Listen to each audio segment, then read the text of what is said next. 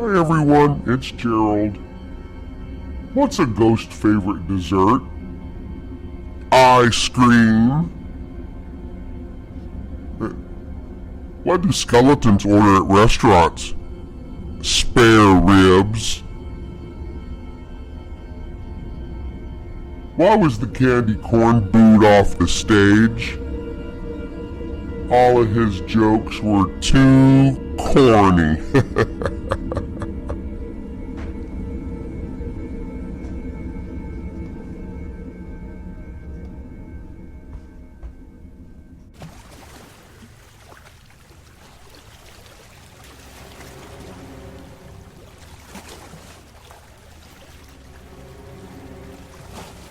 The sound of the waves can bring peace, comfort.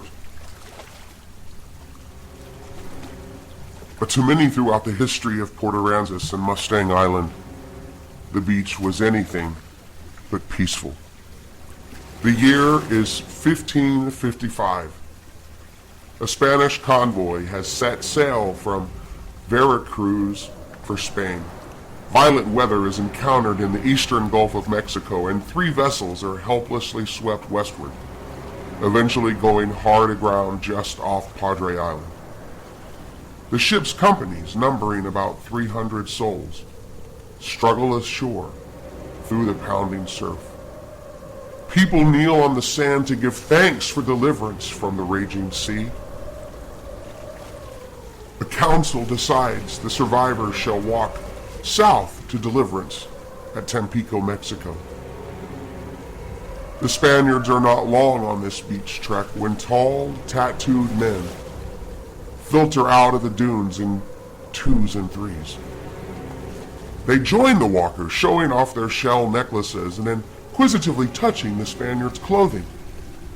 Naturally, there is concern, but these natives act more curious than anything else. The inquisitive ones melt back into the sand hills, and thankful for the peaceful encounter, the Spaniards continue southward.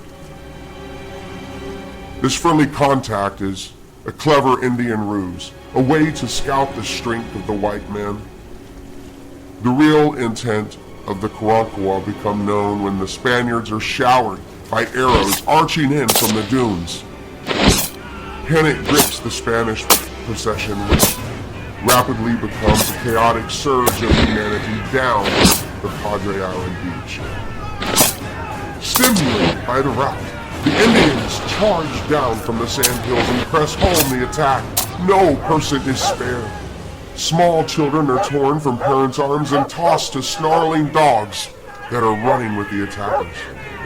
Bludgeoned and arrow-pierced bodies turn the sugar-white sand bright crimson. The moans and supplications of the dying can be heard late into the night. The Spaniards perceive a ray of hope the next morning. The warriors remove 2 men's clothing but leave the men unharmed. Whooping with excitement, the Indians take the garments back into the dunes. Perhaps our clothing will appease these attackers. Disrobe, disrobe, everyone, is fervently passed down the Spanish line. Articles of clothing fall onto the beach, but to no avail. Again, arrows streak in, and the Spaniards realize they have only added the shame of nakedness to their hopeless plight. Finally, the massacre is over. The wounded are bound to stakes, and the black drink flows as the Karankawa chew on strips of roasted Spanish flesh to celebrate their great victory. History's infamous flight of the 300 has but one recorded survivor, Fray Marcos da Mina. Although repeatedly struck by arrows, he managed to bury himself in the sand, digging out once the Indians had moved on. Brother Marcos reaches safety where he describes the horrific events on Bloody Padre Island.